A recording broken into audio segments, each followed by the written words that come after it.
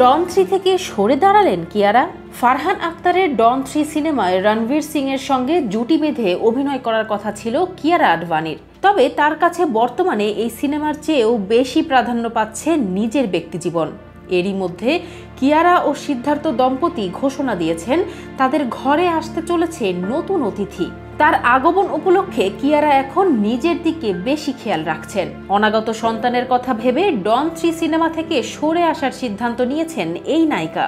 কিয়ারা আডভানি যদিও এর মধ্যেই তিনি ওয়ার 2 এবং টক্সিক সিনেমার কাজ করছেন, কারণ এই সিনেমা দুটির জন্য তিনি আগে থেকেই প্রতিশ্রুতিবদ্ধ ছিলেন। তবে কিয়ারা আডভানি বা ডন 3 এর নির্মাতাদের কাছ থেকে এখনো কোনো আনুষ্ঠানিক ঘোষণা আসেনি। কিয়ারা আডভানি গত বছর এই সিনেমার নির্মাতারা ঘোষণা করেছিলেন যে কিয়ারা ডন 3 সিনেমায় অভিনয় করবেন। এক্সেল এন্টারটেইনমেন্ট সামাজিক যোগাযোগ মাধ্যমে লিখেছিল, ডন ইউনিভার্সে স্বাগতম কিয়ারা আডভানি।